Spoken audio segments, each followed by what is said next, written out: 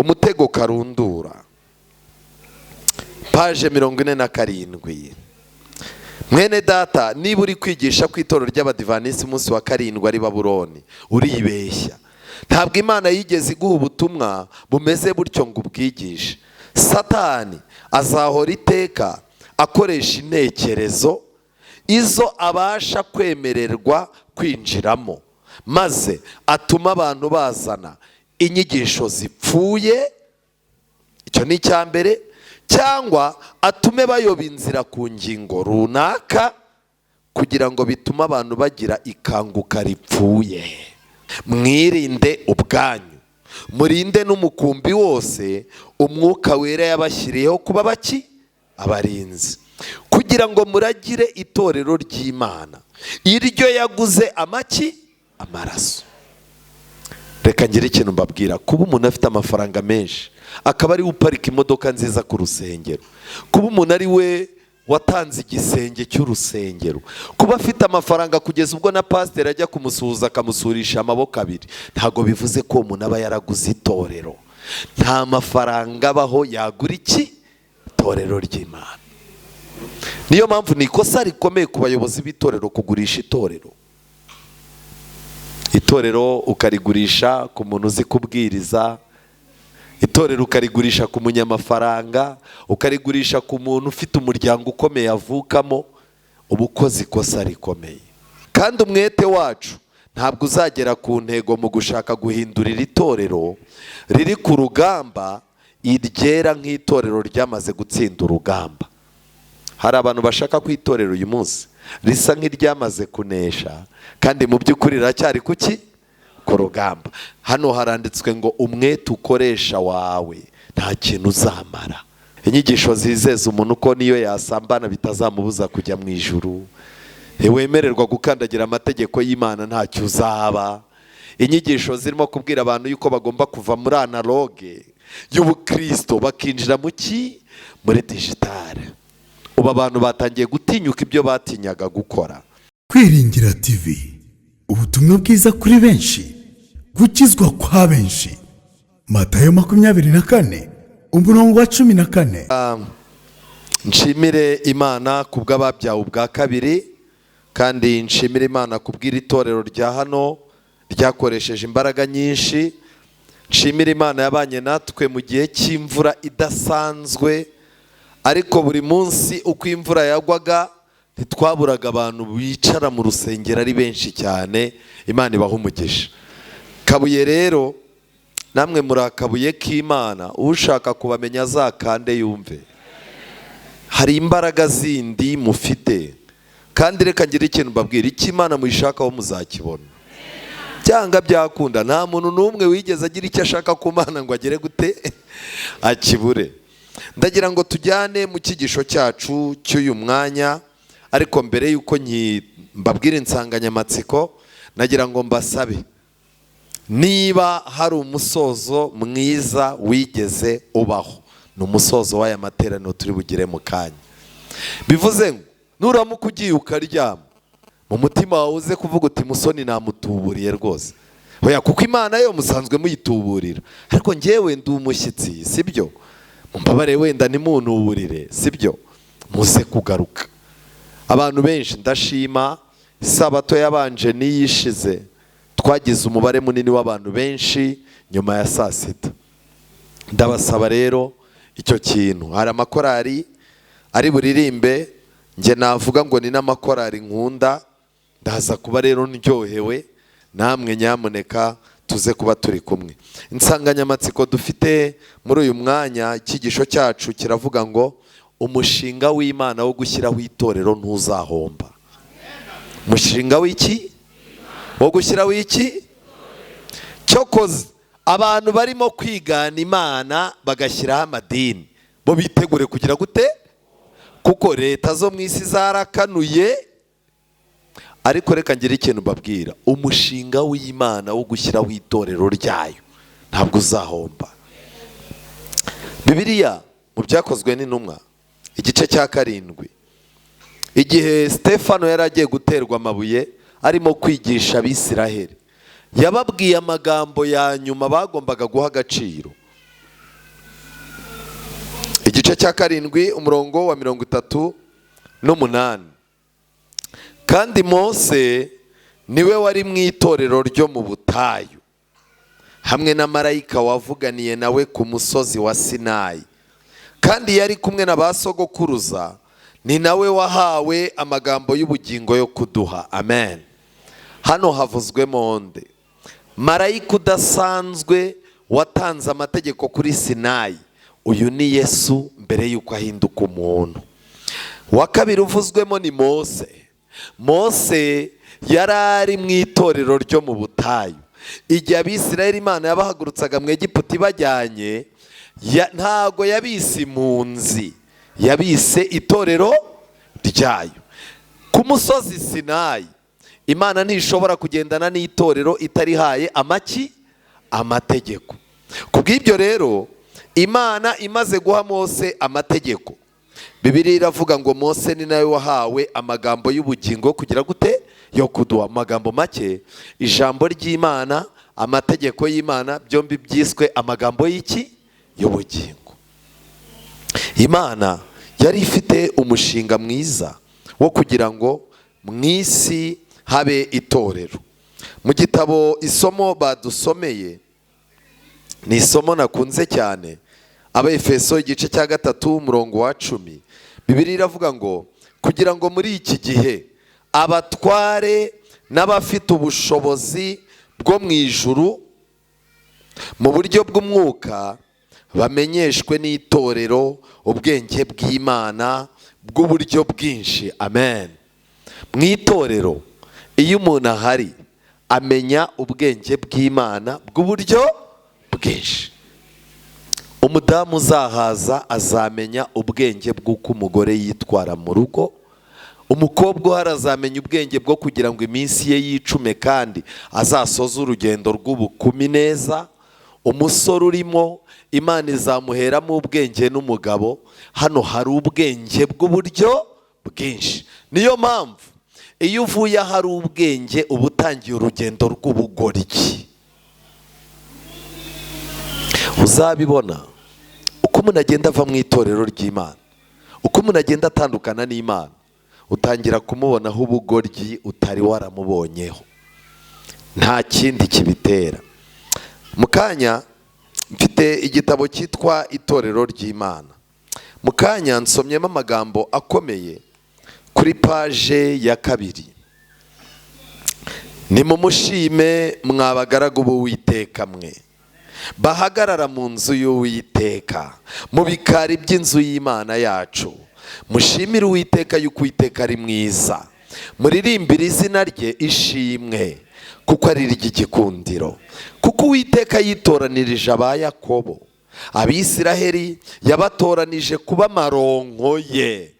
Mu magambo make, nibyo ko kurebesheje amaso ubona imishinga y'Imana isa n'iyahombye, ariko Imana ifite ubwoko bwayo bwo kuririraho. Ifite abantu, ifitemo icyizere yuko ibitarakunze ahandi mu bantu bayo bizagira gute? Bizakunda. Kuko nzi yuko Uwiteka akomeye kandi yuko umwami wacu asumba ibigirwamana byose. Zaburi 135 umurongo wa 1 kugeza kwa 5. Nshuti zanjye, Satani nawe amaze kubona yuko Imana ifite itorero, Satani nawe yashinze irye torero kugira ngo ayo matorero abiri agirane ibibazo. Paje ya 2 iki gitabo iravuga ngo Satani afite ikoraniro rinini ari ryo torero rye. Kristo aryita itorero rya Satani kuko abarigize ari abana b'umubi.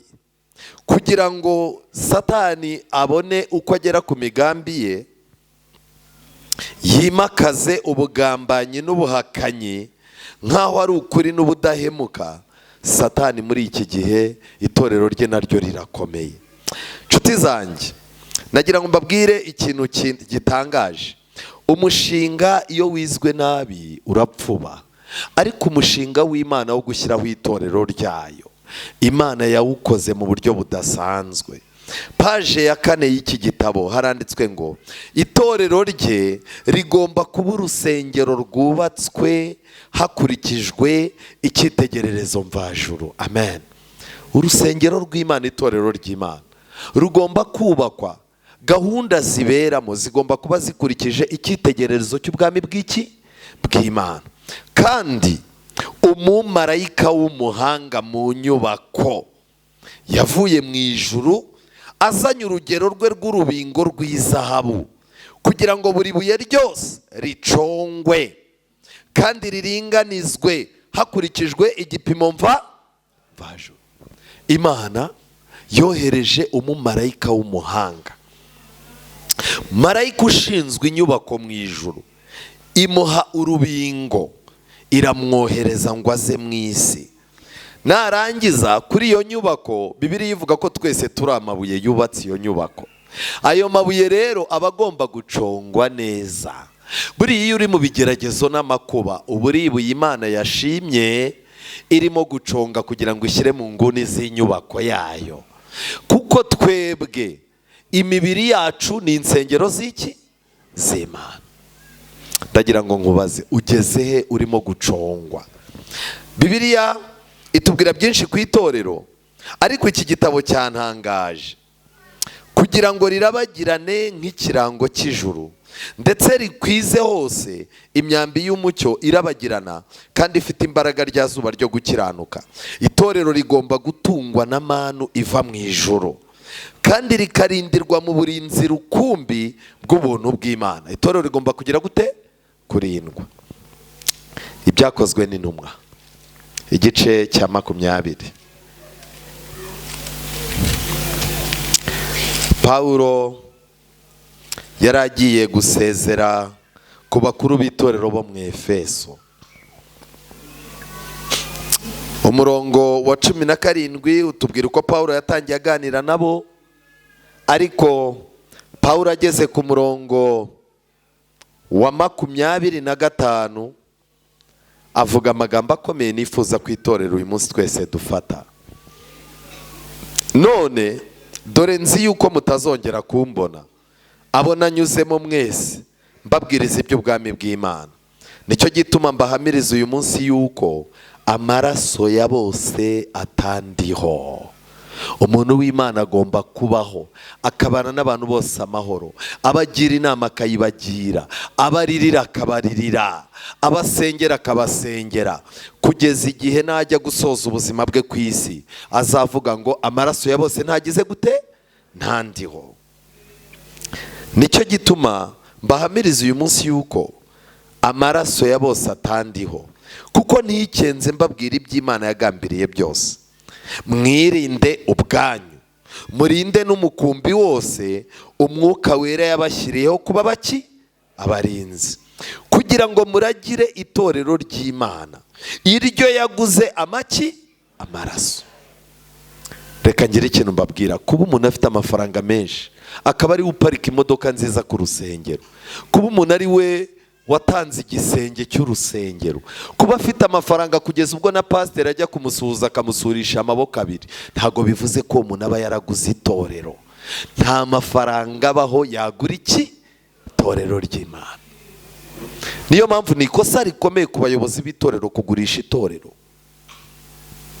Itorero ukarigurisha ku muntu uzi kubwiriza, itorero ukarigurisha ku munyamafaranga, ukarigurisha ku muntu ufite umuryango ukomeye avukamo, uba ukoze ikosa rikomeye.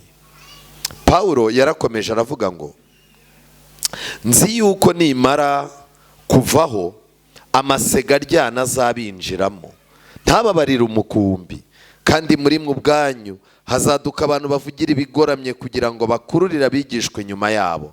Nuko rero mube maso, mwibuke yuko namaze imyaka 3 ndahwema ku manywa na nijoro guhugura umuntu wese muri mwe ndira, kandi none mbaragije Imana n'ijambo ry'ubuntu bwayo ribasha kububaka no kubahana ibiragwa n'abejejwe bose.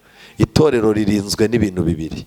Ntabwo turinzwe n'amaso y'abantu bakanuye, iri torero ntabwo ririnzwe n'amakuru azanwa n'abadiyakoni n'abadiyakonikazi, ntabwo iri torero ririnzwe n'uko tuyoboresha abantu bize amashuri cyangwa bakora mu nzego zikomeye.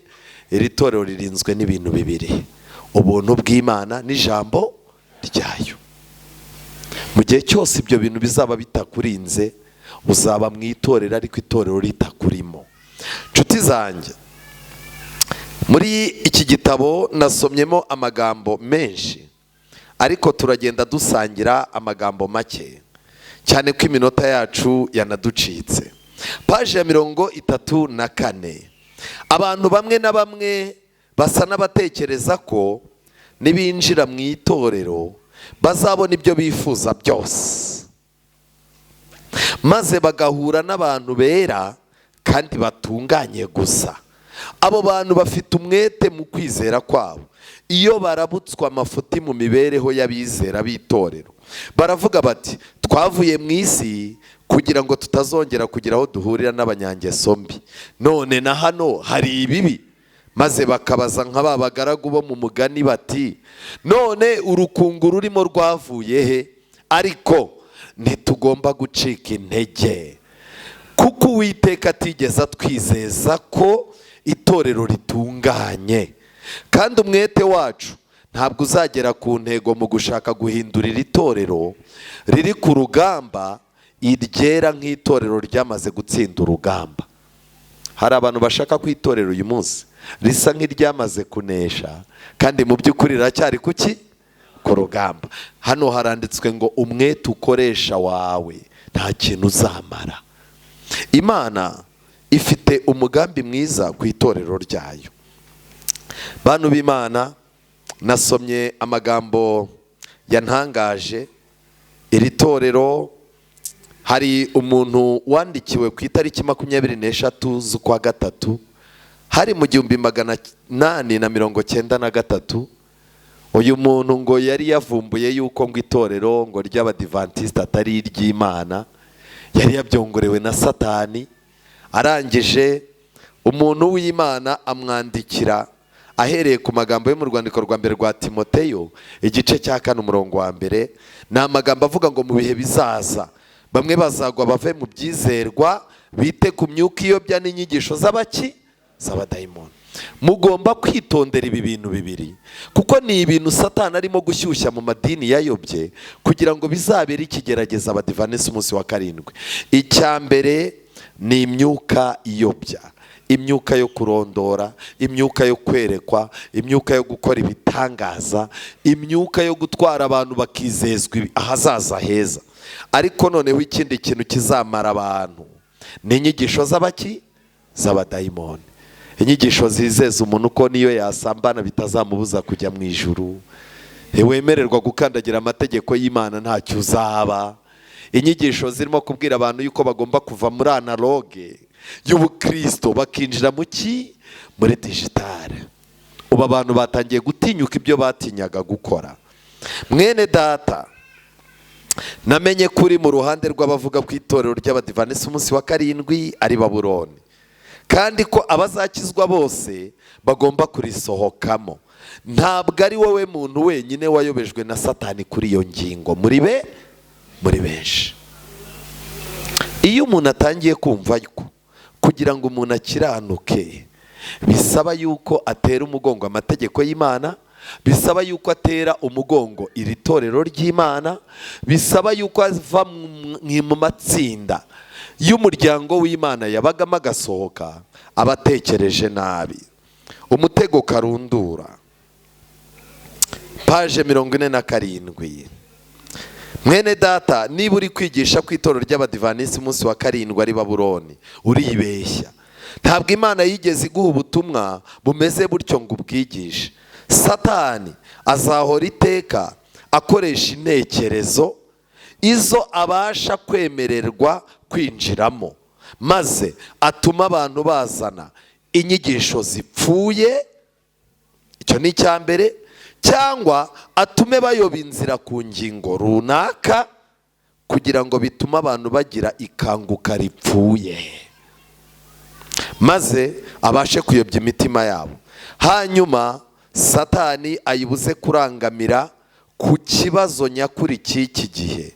Ndatekereza ko bamwe bazayobywa n'ubutumwa bwawe, kuko buteje ibintu bibiri biteje ikibazo. Buteje amatsiko menshi no kwifuza kunguka ikintu gishya. Abantu bagira amatsiko menshi bazava muri iri torero. Abantu bakunda gushaka ibintu bishyashya, kugeza ubwo abantu barimo gushaka n'ibirenze iby'Imana yagize gute, yaduhaye, ntabwo bazarama muri iri torero. Mu gitabo ubutumwa bwatoranijwe volume ya 3 nasomyemo amagambo yamfashije. Ni amagambo akomeye avuga ngo, ndababwira abavandimwe, page 18, ndababwira abavandimwe, Imana ifite umubiri utunganye izakoreramo urimo ibikenewe byose. Muvuge ngo amena.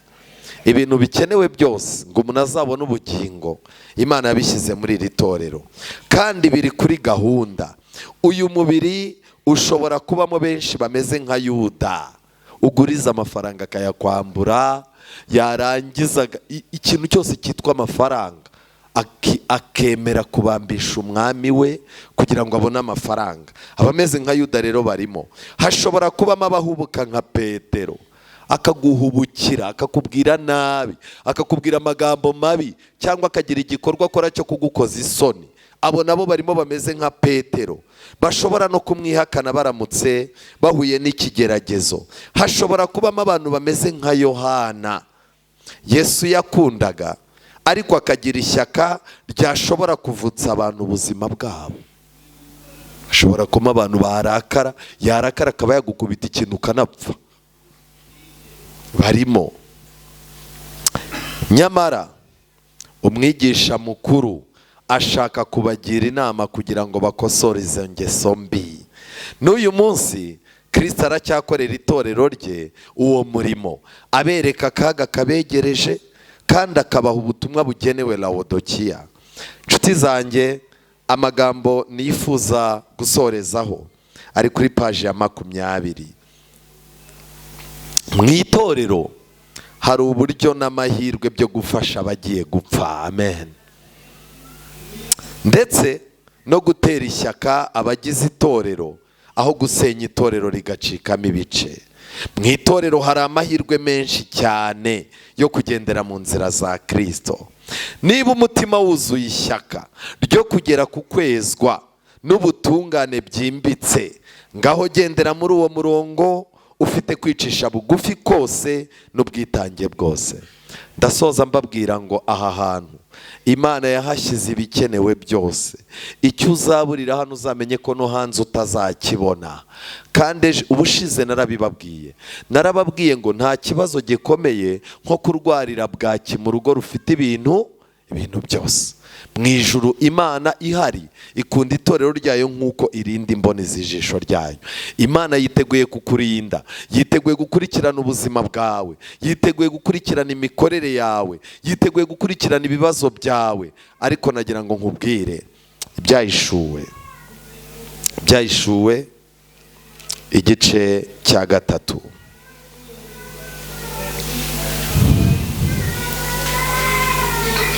Umurongo wa 8. Nzi imirimo yawe, dore nshyize imbere yawe urugi rukinguye kandi nta wabasha kurukinga, kuko ufite imbaraga nke, nyamara ukitondera ijambo ryanjye ntiwihakane izina ryanjye. Amen. Bishoboka kuri mu ntege nke muri no minsi, ariko cungana n'ibintu bibiri. Irinde kwihakana izina ry'Imana, irinde kwihakana ijambo ry'Imana. Ibindi ubishyire mu biganza by'Imana. Mu ijuru hari Imana izaguha ibyo ukeneye byose, kandi nawe uzabe mu nzu y'Uwiteka iteka ryose, mu izina rya Yesu. Kwiringira TV, ubutumwa bwiza kuri benshi, gukizwa kwa benshi. Matayo 24:14.